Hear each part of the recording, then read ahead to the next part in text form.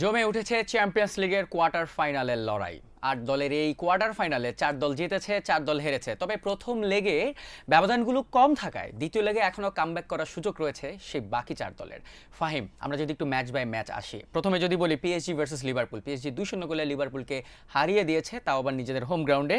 জুবে এবং ভারাৎসখেলিয়ার গোল। কেমন মনে হলো ম্যাচটি? লিভারপুলকে একদম ডমিনেট করে খেললো কিনা পিএসজি? পিএসজির এই দলটাকে না আপনি চিট কোড, আমরা ভাই সিটি যখন খেলতাম ছোটোবেলা আমরা চিট কোড ইউজ করতাম। সো পিএসজির দলটাকে না তেমনই মনে হয়। আপনি প্রতিটা জায়গাতে এনাফ ডেপথ দেখতে পাবেন, সেখানে enough creativity, enough pace, aggression, এমন কিছু নাই যেটা তাদের দলে নাই। মানে একটা চিট কোড বলা যায় ফিফার। অবভিয়াসলি আমরা ফিফা গেমের ভিতরে থাকে না সব স্টার প্লেয়ারকে নিয়ে রাখি। সো এখানেও কিন্তু তাই হইতেছে। এবং আমি ম্যাচের আগে ভাবতেছিলাম যে লিভারপুলের মতো দলের সাথে যখন খেলা, যেভাবে ইমাজিন করতেছে ওরকম হয়তো ওয়ান সাইডেড ম্যাচ হবে না, কিন্তু যা চিন্তা করেছে তার সম্পূর্ণ বিপরীত ঘটলো। লিভারপুল কোনো চান্সই ক্রিয়েট করতে পারেনি। একদম।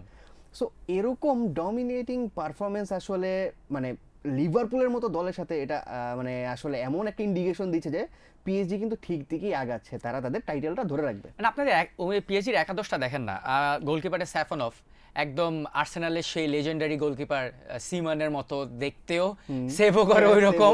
মানে দুর্দান্ত কয়েকটি সেভ দিয়েছিল সে। মানে এবার ডিফেন্স লাইন থেকে শুরু করে মিডফিল্ড, স্পেশালি যদি আমি বলি জোয়াও নেভাস, ভিতিনিয়া এবং জাইরে এমেরি, হোয়াট আ মিডফিল্ড! এবং লিভারপুলকে একদম টয়িং করলো গতকাল আমরা দেখলাম, যেটা একদম মিডফিল্ডে কন্ট্রোল রেখে মিডফিল্ডকে আর লিভারপুলের প্লেয়ারদের নাচালো। এরপর ওপরে যদি যান আপনি, ওপরে খালি স্টার প্লেয়ারই পাবেন, ডুয়ে, ভারাৎসখেলিয়া, ডেম্বেলে। মানে মিসিং পয়েন্টটা, উইক পয়েন্টটা কোথায় পিএসজির? ডিফেন্স নিয়ে আমরা যে কথা বলিনি এটাও কিন্তু আসলে একটু ভুল হয়ে যায় আমার কাছে মনে হয়। যে পাঁচো, মার্কুইনাস, নুনো মেন্ডেস এরা কিন্তু এনাফ ক্রেডিট ডিজার্ভ করে। আশরাফ হাকিমি দেখে তো তারা কিন্তু ক্রেডিটটা ডিজার্ভ করে। এই যে লিভারপুলের মতো একটা দল, আপনি যাই কিছুই বলেন না কেন, তারা কিন্তু খাতা কলমে অনেক শক্তিশালী একটা দল। সো সেই দলকে আমি কোনো চান্স ক্রিয়েট করতে দেইনি। সো সেই ক্ষেত্রে কিন্তু সেই ডিফেন্ড লাইনকে আপনি আসলে ক্রেডিট দিতে হয়। অ্যান্ড স্পেশালি যদি মিডফিল্ড নিয়ে বলি, মানে নেভেস বলি, আমি এমেরির কথা বলি, কিংবা আমি যদি ভিটিনিয়ার কথাও বলি, মানে এই যে ট্রায়ো, এখানে আপনি দেখবেন তারা হচ্ছে প্রেস করতে পারে, তারা তাদের মাঝখানে ক্রিয়েটিভিটি আছে। সো এরা থ্রু পাসও প্রোভাইড করে। সো আর তাদের যখন তারা প্রেশারে পড়ে যায় সাপোর্টিং রোলে কিন্তু দেখা যাচ্ছে ডুয়ে এবং কাভারেজকেলিয়া চলে আসে। আপনি এখানে আর কি চান? মানে প্রতিটা জায়গায় সাপোর্ট আছে। আপনি প্রেসগুলো দেখছিলেন যে মানে যখনই বল মিস করে যায়, ডিফেন্স থেকে শুরু করে মিডফিল্ড থেকে শুরু করে ইভেন ফরওয়ার্ড থেকে শুরু করে ভারাৎসখেলিয়া, একবার দেখছি আমি অ্যাটাকিংয়ে, একবার দেখছি নিজেদের ডি বক্সে এসে ডিফেন্ড করছে। মানে এত এনার্জি, স্ট্যামিনা, মানে ফ্যাটিক, সব কিছু মিলিয়ে মানে পিএসজি টিমটা কি মানে হারানো অসম্ভব কি মনে হয় ইউসিএল? ওয়েল, আমার কাছে মনে হয় অসম্ভব না, তবে আপনি সুন্দর ফুটবল খেলে তাদেরকে আসলে হারাতে পারবেন না। আপনার আসলে হারাম বল খেলতে হবে, যেটা কোনো একটা দল খেলে আপনি জানেন। ওই দলের ব্যাপারে একটু শেষে আসবো আমরা কথা তো বলতে। আপনি আসলে মানে সুন্দর ফুটবল খেলে তাদেরকে হারানো বেশ কঠিন। আপনি তাদেরকে আসলে বল নিয়ে নিজের কাছে রেখে সুসজ্জিত অ্যাটাক করে যে তাদেরকে আপনি হারাবেন, সেই সুযোগটা বোধ হয় তারা আপনাকে দিবে না। তার উপর তাদের কোচ লুই এনরিকে, যে কিনা পিএসজি বোর্ডের কাছ থেকে এনাফ ভরসা পাচ্ছে এবং তাকে সেই কর্তৃত্বটা আসলে পিএসজি বোর্ড প্রোভাইড করছে। তো সেখানে আসলে লুই এনরিকে নিজের সেরাটা দিচ্ছেন, খেলোয়াড়রাও তাদের সেরাটা দিচ্ছে। আমি আসলে মানে অবাক হব যদি এই দলটা ফাইনালে না যায়। ফাইনালে যাওয়ার আগে তাদের বাধা বায়ার্ন মিউনিক। এবং হতে পারে। বায়ার্ন মিউনিকের কথা বলতে বলতেই আমরা যদি একটু Bayern versus Real Madrid match নিয়ে একটু কথা বলি, যেহেতু পিএসজির সাথে বায়ার্ন মিউনিকেরই খেলা হবে যদি পরের রাউন্ডে ওঠে, অথবা রিয়াল মাদ্রিদ বা লিভারপুলের সাথে লিভার মাদ্রিদ যে উঠে, এটা সেকেন্ড লেগে বোঝা যাবে। Real Madrid versus Bayern Munich ম্যাচটা মানে সবাই আশা করেছিল যেটা, সেটাই কি হয়েছে রেজাল্ট? ওয়েল, সবাই ভাবতেছিল যে রিয়াল মাদ্রিদের ঘরের মাঠ সান্তিয়াগো বার্নাবিউ, আমরা জানি যে বার্নাবিউতে ম্যাচ হলে কয়েকটা লাইন বেশ প্রচলিত থাকে যে ছাদ বন্ধ বার্নাবিউ খুব ভয়ঙ্কর, বার্নাবিউতে 90 মিনিট অনেক বেশি লম্বা সময়। এগুলো আমরা দেখি and বেশ মজারই একটা জিনিস, এটা আপনি যে দলেরই ফ্যান হন না কেন। কিন্তু বায়ার্ন মিউনিক খাতা কলমে ভয়ানক একটা দল। মানে পিএসজির সাথে টক্কর দেওয়ার মতো স্কোয়াডের দিক দিয়ে চিন্তা করলে বায়ার্ন মিউনিক একমাত্র দল। বায়ার্ন মিউনিকই রয়েছে। তাদের কি নেই, মানে এই যে মেন্টালিটি, ভিনসেন্ট কোম্পানি প্রচণ্ড স্ট্রিক্ট একজন ম্যানেজার, তিনি তার খেলোয়াড় আমল থেকে ডিফেন্স লাইনকে নেতৃত্ব দিয়েছিলেন, ঠিক সেভাবে তিনি এখন প্রচণ্ড স্ট্রিক্ট একজন ম্যানেজার। তার দল ছোটোখাটো কিছু ভুল করলেও আমার কাছে মনে হয় সে চরম পানিশমেন্ট দেয়, তার রিয়াকশনগুলো সেরকম থাকে, এবং তার দল না প্রচণ্ড হাংরি। ইনফ্যাক্ট আমি বলবো আমি না এই রেজাল্টে খানিকটা অবাকই হয়েছি। আপনি নয়ের খেলাটা দেখে অবাক হন নাই যে এত বছর বয়স, Exactly. সাডেন একটা এত মানে বাজে ফর্মের মধ্যে যাওয়ার পর হঠাৎ করে আবার এই সিজনে কামব্যাক করাটা এবং মাদ্রিদকে একাই আটকে দেওয়ার মতো, মানে প্রতিটা জায়গা নিয়ে যদি একটু জানতে চাই। 9টা সেভ কম না। সো মানে একটা কিপার তার যখন বয়স এরকম চলে আসে, ইনফ্যাক্ট আমাদের যারা এই জেনারেশনে আছে তাদের গোলকিপিং সম্পর্কে ধারণাটাই বোধ হয় ম্যানুয়েল নয়ার বদলে দিয়েছেন। আমরা গোলকিপারকে আগে শুধু জানতাম যে সে শুধু বল ঠেকাবে তার কাছে, শর্ট স্টপার। সেই গোলকিপার এখন বর্তমানে দেখা যাচ্ছে মিডফিল্ডারদের মতো তার পাসিং রেঞ্জ, ক্রিয়েটিভিটি পর্যন্ত থাকে। সো সেই জিনিসটা বোধ হয় মানে খুব বোল্ডলি ইন্ট্রোডিউস করছে ম্যানুয়েল নয়ার। আমি যদি এই জেনারেশনের কথা বলি, আগের জেনারেশন আমার জন্মের আগে কী হয়েছে সেটা নিয়ে অবশ্য বলতে পারবো না, বাট এই জেনারেশনে ইন্ট্রোডিউস করছে সে। গোলকিপিংয়ের ধারণাটাই চেঞ্জ করে দিয়েছে। সো সে যে পারফরমেন্স দিয়েছে সেটা অমানবিক ছিল। এখন কেন বলি যে ম্যাচটার রেজাল্টটাতে আমি খানিকটা অবাক হয়েছি, দেখেন আমি জানতাম যে বায়ার্ন মিউনিখের জেতার সম্ভাবনাটা বেশি, আমি 60% আমার কাছে মনে হচ্ছিল তারাই জিতবে। তারা যেভাবে খেলতেছিল স্কোর লাইনটা আরেকটু বড় হইতে পারতো অনেক এটা অ্যাকচুয়ালি বায়ার্ন মিউনিখের জন্য, মানে নিজেরা যতটা চান্স মিস করেছে রিয়াল মাদ্রিদ হয়তো তাদের চান্সটা ততটাকে দিয়ে দিয়েছে। আমরা দেখেন ওই ম্যাচটা যদি আপনি একটু মনে করেন যে কতগুলো ভুল ছিল ডিফেন্স লাইনে, ছিল, প্রচন্ড স্লপি ছিল। এত স্লপি ইউজুয়ালি চ্যাম্পিয়ন্স লিগের রিয়াল মাদ্রিদকে দেখা যায় না। ইনফ্যাক্ট রিয়াল মাদ্রিদ অপোনেন্টকে আসলে এরকম স্লপিনেস থেকে ইউজ করে হারায়, নিজেরা গোল দেয়, এক্স্যাক্টলি। এবং সেইটাই বোঝা যাচ্ছে, স্নায়ু চাপটা বোধ হয় রিয়াল মাদ্রিদকে পেয়ে বসেছিল। এবং আপনি তাহলে বায়ার্ন মিউনিখকে এক হিসেবে সাকসেসফুল বলতে পারেন যে যারা 15টা ইউসিএল জিতেছে তাদেরকে আপনি স্নায়ু চাপ তাদেরই ঘরের মাঠে আসলে দিতে পারতেছেন। ডেফিনেটলি। রিয়াল মাদ্রিদের কথা যদি একটু জানতে চাই, আরবেলোয়া টিম আর মানে এই দলটা এত স্টার সমৃদ্ধ একটা দলকে ম্যানেজ করার মতো কি আরবেলোয়া কোয়ালিফাইড? আই থিঙ্ক এটা খুব আর্লি একদম এই স্টেটমেন্টটা দেওয়ার মতো, কারণ হচ্ছে কি দেখেন কোনো কিছু মানিয়ে নিতে কিছুটা সময় লাগে। যেমন শাবি আলোনসো যখন আসছিল তখন কিন্তু এক ধরনের একটা মানে চেঞ্জ আনতেছিল সে রিয়াল মাদ্রিদ খেলার, তখন আমার কাছে মনে হচ্ছিল না এই রিয়াল মাদ্রিদ বোধহয় খুব পজিটিভ দিকে আগাচ্ছে। All of a sudden say dressing room control করতে পারেনি, তার কোচিং রিয়াল মাদ্রিদের কোচিংটা ফল করে। সো এরপরে আরবেলোয়া আসে, তখন রিয়াল মাদ্রিদ ফ্যানরা কিন্তু বেশ স্যাটিসফাইড যে এইবার মনে হয় পাইছি। তো সেও এখন আবার স্ট্রাগল করতে। সো আই থিঙ্ক এটা একদম স্টেটমেন্টটা দেওয়ার মতো আমি বলবো যে অ্যাটলিস্ট একটা সিজন গেলে বলাটা বেটার। বাট আমার কাছে যেটা মনে হয় এই জায়গাটাতে খানিকটা না আপনি কিছু টেকনিক্যাল প্রবলেম দেখতে পাবেন। দেখেন আপনি এমবাপ্পে কিন্তু গোলের পর গোল দিয়ে যাচ্ছে, রাইট। আপনার ভিনিসিয়াসও এখনো মোটামুটি কন্ট্রিবিউট, কিন্তু ভিনিসিয়াস যে মিসগুলো করেছে বায়ার্ন মিউনিখের বিপক্ষে, সেটা করলে হয়তো স্কোর লাইনটা এমন নাও হতে পারতো। ওয়েল সব জায়গাতে আসলে ইফ এবং বাট জীবনের প্রতিটা ক্ষেত্রে থাকে। সো আমার কাছে মনে হয় এটা আমরা অ্যাভয়েড করতে পারবো না। ইনফ্যাক্ট আমি যদি অপোজিট সাইডে যাই, ওলিসে কিন্তু বলা যায় যে লুইস দিয়াজের উপর কিন্তু অনেকটা খেপে গিয়েছে। নেব্রিও এত ইজি মিস করেছে যে উপামেকানোর কথা, মানে সে একজন ফুটবল, আমি হয়তো মানে প্রচন্ড আসলে অবাক হয়েছে একজন প্রফেশনাল ফুটবলার এত মিস টাইমিং কিভাবে করে, মানে একটা টাচ দিবে শুধু। আমরা যে টপিকে ছিলাম রিয়াল মাদ্রিদের ম্যানেজার বিষয় নিয়ে, সো আই থিঙ্ক সেই জায়গাটাতে আরবেলো কিছু কিছু ক্ষেত্রে বেশ ভালো, সে প্লেয়ারদেরকে ম্যানেজ করতেছে, প্লেয়াররা তার উপর খুশি। কিন্তু আসলে শুধু প্লেয়ারদেরকে খুশি করলেই তো আসলে রিয়াল মাদ্রিদের মতো ক্লাবে আপনি সার্ভাইভ করতে পারবেন না। Very true. সো সেখানে আরও ব্যাপার হচ্ছে রেজাল্ট নিয়ে আসতে হবে। ইনফ্যাক্ট টানা 2টা সিজন যদি রিয়াল মাদ্রিদের জন্য এরকম করা যায়, এটা কিন্তু পেরেজের জন্য একটা প্রেশার থাকবে, কারণ আপনার দলে কিলিয়ান এমবাপ্পে, ভিনিসিয়াস জুনিয়র রয়েছে, সেক্ষেত্রে আপনি আর্নল্ডকে নিয়ে আসছেন, সেক্ষেত্রে আপনার আর্নল্ড কিন্তু আলেকজান্ডার আর্নল্ড কিন্তু ওই ম্যাচটাতে ভালোই খেলেছে। আপনি ক্রসগুলো দেখবেন, পাসগুলো দেখবেন, তিনি যে ওয়ার্ল্ড কাপের জন্য মানে ইংল্যান্ড দলে খেলতে চান আর তার প্রুফ সময় যে এই কয়েকটা ম্যাচ, সেটা ভালোভাবেই তিনি কিন্তু বুঝে গিয়েছেন। ওয়েল আমার কাছে মনে হয় না যে আর্নল্ডকে আপনি অ্যাটাকে কখনো ডাউট করতে পারেন।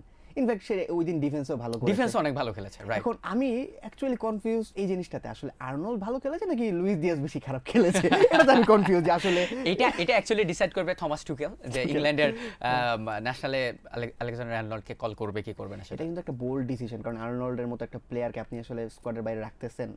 আই ডোন্ট নো, আপনি ওই ইংল্যান্ড স্কোয়াডটা যদি দেখেন যে আর্নল্ডের যে রাইট ব্যাক, তার পজিশনটাতে আপনি কাকে খেলাবেন, মানে অপশনটা কি কি আছে টুকেলের কাছে, আপনি একটু চিন্তা করেন। আমি যদি বলি প্রমিনেন্ট অপশন তো বেন হোয়াইট, লিভারমেন্টো, আই থিঙ্ক তাদের থেকে তো অবভিয়াসলি আর্নল্ড বেটার। আমার কাছে মনে হয় সেক্ষেত্রে হোয়াইটকে হয়তো খেলা, বাট লিভারমেন্টো বেশ ভালো পারফরমেন্স। বাট এগেইন আপনি যখন বিগ নেম আর্নল্ডের মতো কাউকে সরিয়ে লিভারমেন্টোকে খেলাবেন, তার ছোট ভুলও কিন্তু মিডিয়াতে বড়ভাবে আসবে। Definitely. সো আই থিঙ্ক টুকেলের উপর প্রেশার যাবে। রাইট, আমরা যদি আরেকটি ম্যাচ নিয়ে যাই, গতকালকের match Barca versus Atletico Madrid. বার্সাকে 2-0 গোলে ক্যাম্প ন্যুতে হারিয়ে দিয়েছে অ্যাটলেটিকো মাদ্রিদ, এবং এই পুরা গোলের মহড়াটা শুরুই হয়েছিল কুবার্সির রেড কার্ড থেকে। ওই রেড কার্ডটা নিয়ে একটু কথা বলি, আপনার কাছে কি মনে হয় ওটা রেড কার্ড ছিল?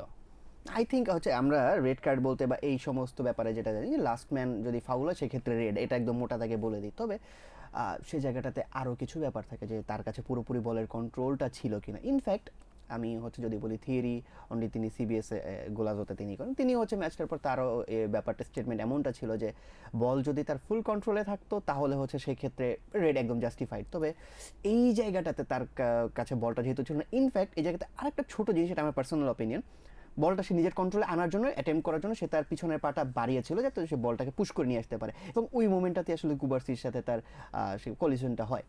তো সেই জায়গাটাতে I think red is too harsh. I think yellow হলেও সে জায়গাতে বেটার হতো, বা আমার কাছে মনে হয় কাইন্ড অফ অ্যাপ্রোপ্রিয়েট সে জায়গাতে ইয়েলোই হয়। উই অল আন্ডারস্ট্যান্ড, বাট আপনি একটা জিনিস চিন্তা করেন, যখন পেনাল্টি বক্সে থাকে হাতে টাচ করার মাত্রই কিন্তু সেটা পেনাল্টিতে কনভার্ট হয়। আনইনটেনশনাল, ইন্টেনশনাল যদি আপনার দেখা যায় রেফারির কল অনুযায়ী যেটা হাতে লেগেছে পেনাল্টি। সো এখানেও রেফারির কলটাই প্রায়োরিটাইজ হয়েছে, যে 50-50 কল ছিল, কিন্তু আপনি যখন ওয়ান ম্যান হয়ে গিয়েছিলেন এবং ডিফেন্স লাইনে আর কেউ ছিল না, সো লাস্ট ম্যানকে আপনি যখন আটকাবেন তখন সেটা যদি রেফারির চোখে পড়ে যায় তাহলে কিন্তু প্রবলেম, এবং সেটা আমার কাছে একটু ছোট করে সে কিন্তু আটকায়নি, সে কিন্তু হচ্ছে এটা কিন্তু সিমিওনি পা বাড়িয়েছিল এক্স্যাক্টলি, সেটাও আপনার একটা ক্রেডিট, আপনি রেড কার্ডটা আদায় করে নিয়েছেন। হ্যাঁ, এটা আসলে অ্যাটলেটিকোর ক্রেডিট। তারা ইনফ্যাক্ট ওই যে ট্যাকেলটা হওয়ার পর থেকে অ্যাটলেটিকো যেভাবে উঠে পড়ে লেগেছিল, আমার কাছে মনে হয় মানে এই সিমিওনে থেকে শুরু করে মানে সবাই যেভাবে উঠে পড়ে লেগেছিল যে আমাদের জীবনের এখন চাওয়া পাওয়া একটাই, পেনাল্টি লাগবে, সরি আই মিন সেটা রেড কার্ড লাগবে, রেড কার্ডটা লাগবে। রেফারি ফার্স্টে ইয়েলো কার্ড দিয়ে পরে মনে হয় এটা চেঞ্জ করেছে, রাইট, রেড কার্ড। সো সেই জায়গাতে আসলে হ্যাঁ আপনি খুব ভালো একটা স্টেটমেন্ট দিয়েছেন যে এটা আসলে অ্যাটলেটিকোর ক্রেডিট। এবং আপনি যদি বলেন যে এটা ইয়েলো যদি হতো, মানে আলভারেজ যে ফ্রি কিকটা নিয়েছে, এটাতে আসলে হোয়াট আ ফ্রি কিক! আপনি এরকম ফ্রি কিক, আর্জেন্টিনা দলে ওয়ার্ল্ড কাপে মেসি এবং আলভারেজ দুজনই এত ভালো ফ্রি কিক নেয়, কি ফ্রি কিক নেবে? আসলে মেসির উপরে তো আমার অনেস্টলি যেটা মনে হয় যে আপনি বলবেন মেসি সব সাইড থেকে নেবে, কিন্তু লেফট সাইড থেকে হলে আলভারেজ, রাইট সাইড থেকে মেসি, এমনটা হওয়ার সম্ভাবনা আছে কি? এখানে কিন্তু আরো একটা জিনিস বলি, থিয়াগো আলমাদাও কিন্তু লেফট সাইড থেকে ভালো ফ্রি কিক নেয়। মানে আর্জেন্টিনা এই দলটাতে ফ্রি কিকের প্রতি বেশ অবসেস। আপনি যদি চিন্তা করেন যে ইয়াং যারা উঠে আসতেছে তারাও বেশ ভালো ফ্রি কিক নেয়। সো আই থিঙ্ক এটা স্কালোনির জন্য একটা মধুর সমস্যা হবে। রাইট, এই এটিএম অ্যাটলেটিকো মাদ্রিদ যে খেলাটা দিল, বার্সার এখানে কি কি উইক পয়েন্টগুলো দেখলেন? বার্সার আরো কি কি করার ছিল? বার্সা কি হাইলাইনে খেলেই কি সবসময় বিপদে ফালায় নিজেদের? না, এটা আচ্ছা, বাই দ্য ওয়ে আরেকটা ছোট জিনিস আমি একটু বলি। সেই ক্ষেত্রে আমরা কিন্তু হচ্ছে এমি মার্টিনেজের একটা জিনিস দেখেছিলাম, সে হচ্ছে খেলোয়াড়কে পাস দেওয়ার পরে সেটা হাত দিয়ে ধরার কারণে পেনাল্টি দেওয়া হয়েছিল। ইনফ্যাক্ট আই হোপ রিকল করতে পেরেছেন। তো আমরা কিন্তু অ্যাটলেটিকোর ক্ষেত্রেও সেই জিনিসটা দেখেছি, এবং রেফারি কিন্তু সেই ক্ষেত্রে কোনো কল দেননি। ইনফ্যাক্ট সেটাও একটা মানে একটা টার্নিং পয়েন্ট হইতে পারতো যদি বার্সেলোনা এই ম্যাচ থেকে 10 জন নিয়েও যদি একটা গোল আদায় করে ফেলতে পারতো, হয়তো বার্সেলোনার জন্য ইজি হইতে পারতো। র‍্যাশফোর্ড কি একটু বেশি খারাপ খেলে ফেলছে? মানে অনেকগুলো ফিনিশ চাইলেই এটা ইউজুয়ালি বার্সার দলের সাথে ওই সব গোলগুলো মানায়, র‍্যাশফোর্ড যেগুলো মিস করছে সেগুলো একটু কি বেশি চোখে লেগেছে কিনা?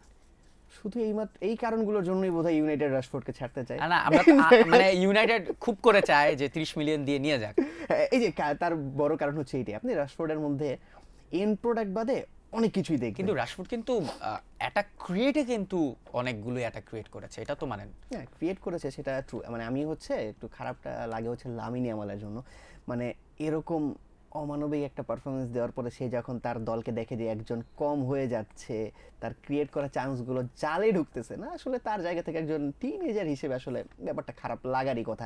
মানে সে যেভাবে 5-6 জনকে ড্রিবল করে ঢুকে যাচ্ছে, আই নো অ্যাটলেটিকো অনেক কনজেস্ট করে রাখে তাদের ডিফেন্স লাইন, আপনি ভিতরে গিয়ে শট নিতে পারতেছেন না, চান্স তো ক্রিয়েট হচ্ছে, তো সেগুলো ফিনিশ করতে না পারাটা আই থিঙ্ক সে জায়গাটা ব্যর্থ। অ্যান্ড আপনি যে প্রশ্নটা করলেন যে বার্সেলোনা হাইল্যান্ড কি সেটা কারণ কিনা, দেখেন আপনি ফ্লিকের আপনি যা দিয়েছেন, ফ্লিককে এরপর আসলে তার প্রশ্ন তোলাটা উচিত না, কারণ সে আপনাকে লিগ টাইটেল, মানে সে আসলে ডোমেস্টিক টাইটেল আপনাকে এনে দিয়েছে। গতবার চ্যাম্পিয়ন্স লিগের খুব কাছাকাছি বার্সেলোনা চলে গিয়েছিল, এই সিজনেও বার্সেলোনা লিগে ভালো করতেছে। সো চ্যাম্পিয়ন্স লিগে সেকেন্ড লেগ হওয়ার আগ পর্যন্ত এখন তো আমি বলতে পারি বার্সেলোনা টিকে আছে। সো আই থিঙ্ক ফ্লিককে আসলে হাইলাইনের দোষ দেওয়ার উচিত না, কারণ এইভাবেই ফ্লিক আসলে সাকসেস পাচ্ছে। ফ্লিককে আমি যা দিচ্ছি তার থেকে বেশি ফ্লিক অনেক রিটার্ন করছে। সো দলটা বার্সেলোনা বলে হয়তো আমার এক্সপেকটেশনস বেশি, বাট ফ্লিক কিন্তু আমাকে আমি যা তাকে দিয়েছি তার থেকে বেশি সে রিটার্ন করছে। আই থিঙ্ক সে জায়গাতে আসলে ফ্যানদেরও উচিত একটু ঠান্ডা থাকা। সেকেন্ড লেগে কি আরাহোকে নামাবে? ওয়েল তাহলে বোধহয় মানে অপশন তো খুবই কম। তো দেখা যেতে পারে যদি আরাহোকে খেলায়, তখন কিন্তু আরেকটা ভয় থাকে, আরেকটা রেড কার্ড। তার কিন্তু অ্যাডভান্টেজে থাকবে অ্যাটলেটিকো মাদ্রিদ। এটা একটা ভালো জিনিস হবে। মানে হচ্ছে আমি যদি পিএসজি বার্সেলোনা ম্যাচের কথা চিন্তা করি কয়েক সিজন আগে, তো সেক্ষেত্রে কিন্তু লুই এনরিকে বলেছিল আমরা আরাহোকেই প্রেস করবো, আমরা এমনভাবে প্রেস করবো যেন বার্সেলোনা আরাহোকেই বল দেয় এবং আমরা তাকে প্রেস করবো, বল সে যেন হারায়। এবং তার খানিকক্ষণ বাদে সে বারকোলাকে টান দিয়ে রেড কার্ড আর কি তার আসলে খেতে হয়েছিল। সো যদিও হচ্ছে এই অ্যাটলেটিকো মাদ্রিদ 2-0 গোলে লিড পাওয়ার পর আমার কাছে মনে হয় না তারা আর অ্যাটাকে আসবে। আই থিঙ্ক সেক্ষেত্রে হয়তো 8-1-1 ফরমেশন হতে পারে, I don't know. Let's see আরেকটি ম্যাচ নিয়ে কথা না বলেন, স্পোর্টিং ভার্সেস আর্সেনাল 1-0 গোলে একদম 90 মিনিট প্লাসের পর একটা গোল দিয়ে আর্সেনাল জিতছে। এবং সেম এগেন একটু আগে যেই দলটার নাম আপনি নিতে চাচ্ছিলেন না, এই দলটা নিয়ে কি বলবেন? অ্যাকচুয়ালি চ্যাম্পিয়ন্স লিগের সবচেয়ে ইজিয়েস্ট অপোনেন্ট পাওয়া একমাত্র দল আর্সেনাল অন্যান্যদের তুলনায়। এবার তাদের সামনে অন্তত সেমিফাইনালে যাওয়ার একটা সুবর্ণ সুযোগ, এবং সেমিফাইনাল থেকে ফাইনালে যেতে হলে তাদের অ্যাথলেটিকো বা বার্সা বাধা পেরোতে হবে। এরপরে চ্যাম্পিয়ন হওয়াটা আরেকটু ভেজাল, ওই সাইডে 4টা দলই একদম চ্যাম্পিয়ন্স লিগের স্পেশালিস্ট দল। আর্সেনালের খেলাটা কি মনে হইলো, মানে কেমন? ওয়েল তারা কিন্তু আরো একটা গোল পেয়ে গিয়েছিল, জুবিমেন্ডির গোলটা যদিও ডিসঅ্যালাউড হয়ে যায়, বাট আই থিঙ্ক সে জায়গাতে আসলে আপনি আর্সেনালকে নিয়ে প্রশ্ন তুলতে পারেন। যখন আর্সেনালের এগেইনস্টে উইক অপোনেন্টস থাকে তখন কিন্তু আর্সেনালের কাছে মনে হয় খেলাটা কঠিন হয়ে যাচ্ছে। আর্সেনালকে যখন আপনি বড় দলের এগেইনস্টে খেলতে দিবেন তখন আপনার কাছে মনে হবে যে না আর্সেনাল এইখান থেকে কিছু করে ফেলতে পারবে। ইনফ্যাক্ট ছোট দলের সাথে যখন খেলে মনে হয় যে হারার একটা সম্ভাবনা চলে থাকে। সো এই জিনিসটা বলার কারণ হচ্ছে আর্সেনাল যেভাবে খেলতেছে, তো তাতে একটা জিনিস হচ্ছে যে আমি আসলে ডমিনেটেড হয়ে সেখান থেকে সারপ্রাইজিং কিছু করে ম্যাচটা জিতবো। বাট অপোনেন্ট যখন আপনাকে সেই ফ্রিডমটা দেয় যে তোমরা ডমিনেট করো, সো সেক্ষেত্রে কিন্তু আর্সেনালের জন্য সারপ্রাইজিং কিছু করা টাফ হয়ে যায়। অ্যান্ড ইনফ্যাক্ট স্পোর্টিংয়ের এগেইনস্টে যে আপনি 90+ মিনিটে গিয়ে আপনার আসলে জিততে হচ্ছে, সেটা খানিকটা একটু বলবো যে আর্সেনাল স্বরূপ যায় না, মানে এটা উচিত না। আপনি যখন স্পোর্টিংকে পান, এই 8টা দলের মধ্যে আপনাকে যদি মানে বেছে নিতে বলা হয় কোনো একটা দল, আপনি অপোনেন্ট হিসেবে স্পোর্টিংকেই বেছে নেবেন স্বাভাবিকভাবে। এবার একটু প্রেডিকশনগুলো জানতে চাই। সেকেন্ড লেগে কার কি কত কামব্যাক করার সম্ভাবনা বেশি? পিএসজি 2 লিভারপুল 0, সেকেন্ড লেগ লিভারপুলের মাঠে খেলা, কি হতে পারে? আই থিঙ্ক সেই জায়গাতে পিএসজি জিতবে। আই থিঙ্ক মানে ফার্স্ট লেগে যদি আমি লিভারপুলের কাছ থেকে আরেকটু অ্যাটাকিং বা অফেন্সিভ শার্পনেস দেখতাম আমি, তাহলে হয়তো 2-0 গোল কিন্তু খুব বড় ব্যবধান না, এটা কিন্তু ইজিলি কামব্যাক করার মতো। কিন্তু ফার্স্ট লেগে লিভারপুল মানে এতটা অসহায় লাগতেছিল, আমি না ভয় পাচ্ছি যে আসলে এই দলের পক্ষে কামব্যাক করা সম্ভব কিনা। Real Madrid 1 Bayern Munich 2, next match Bayern মিউনিখের মাঠে, কি মনে হয়? ওয়েল আইড সে যে এটা আমি বলবো যে 55-45। কারণটা বলি, আপনি বায়ার্ন যদিও তাদের সান্তিয়াগো বার্নাবেউতে গিয়ে হারিয়ে এসেছে, বাট দলটা রিয়াল মাদ্রিদ আর এক গোলের মানে স্লাইডেস্ট অফ চান্সেও তারা কনভার্ট করে ফেলে। সো আমি আসলে খুব বেশি দূরে নিব না। আই থিঙ্ক 55-45, যদিও বায়ার্ন মিউনিখকে এগিয়ে রাখতেছি, বাট এত ক্লোজে রাখতেছি যে রিয়াল মাদ্রিদের পক্ষে সম্ভব কামব্যাক দেওয়া। Barcelona 0, Atletico Madrid 2, next match মেট্রোপলিটনে। আই থিঙ্ক এখানে অ্যাটলেটিকোকে আমি সেম এগেইন আমি হচ্ছে যে একটু এগিয়ে রাখবো 60-40। কেন বললাম? কারণ হচ্ছে সিমিওনে আসলে সেক্ষেত্রে বাস ট্রেন যাবতীয় দুনিয়ার যত ডিফেন্স আছে সে গোলাবারুদ নিয়ে বসে থাকবে, আমি এটা করবই না। বার্সেলোনাকে ফ্রাস্ট্রেট করে করে করে করে করে আসলে হয়তো বার্সেলোনা দেখা যাবে যে মন জয় করে ফেলতে পারবে, কিন্তু ম্যাচ জয় নাও করতে পারে। তো আই থিঙ্ক বার্সেলোনার পক্ষে যেটা পসিবল, কারণ আমরা দেখেছিলাম যে কোপা দেল রেতেও কিন্তু হচ্ছে বার্সেলোনা সেখানে ফার্স্ট লেগে 4টা কনসিড করে সেকেন্ড লেগে কিন্তু খুব ভালো পারফরমেন্স দিয়েছিল, ইনফ্যাক্ট প্রায় কামব্যাক একটা রেমন্টাটা হয়েই যাচ্ছিল। সো আই থিঙ্ক বার্সেলোনার ওই জিনিসটা আছে কামব্যাক দেওয়ার মতো, বাট সিমিওনেরও আছে যে আমি দুনিয়ার যে কোনো অ্যাটাক আমি অ্যাটাক করবো না। কি করবি? আমি অ্যাটাক করবো না। স্পোর্টিং 0, আর্সেনাল 1, নেক্সট ম্যাচ আর্সেনালের মাঠে খেলা। আর্সেনাল খেলা। এখানে আমি আর্সেনালকে আসলে স্পোর্টিং কেমন ভাবে দেখতেছি না যে আর্সেনালের মাঠে গিয়ে হারিয়ে আসবে। ইনফ্যাক্ট এই প্রেডিকশনগুলোর মধ্যে আমাকে যদি সবথেকে বেশি অবাক করে সেটা আর্সেনালই করবে, এটাও বলে দিতেছি। তার মানে আপনার প্রেডিকশন অনুযায়ী সেমিফাইনালের টিমগুলো হতে পারে PSG versus Bayern, PSG versus Bayern, and another semifinal হতে পারে Atletico Madrid versus Arsenal. Let's see এখনো একটা সপ্তাহ বাকি, এক সপ্তাহের ব্যবধানে প্লেয়ার ইনজুরিও হয়, প্লেয়ার আবার ফিরেও আসে।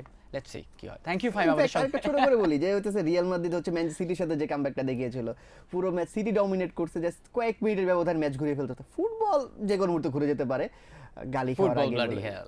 এক্স্যাক্টলি দেখা যাক কি হয়। থ্যাংক ইউ ফাইম আমাদের সঙ্গে থাকার জন্য। ধন্যবাদ। রাইট, চ্যাম্পিয়ন্স লিগের কোয়ার্টার ফাইনালে দ্বিতীয় লেগে আগামী সপ্তাহে মাঠে নামবে এই 8 দল। কোন 4 দল সেমিফাইনালে যায় সেটা জানতে হলে অপেক্ষা করতে হবে আমাদের সেই ম্যাচ শেষ অবধি। টিল দেন সবাই ভালো থাকুন, সুস্থ থাকুন, মোস্ট ইম্পর্ট্যান্টলি টাইমস অফ বাংলাদেশের সঙ্গে থাকুন।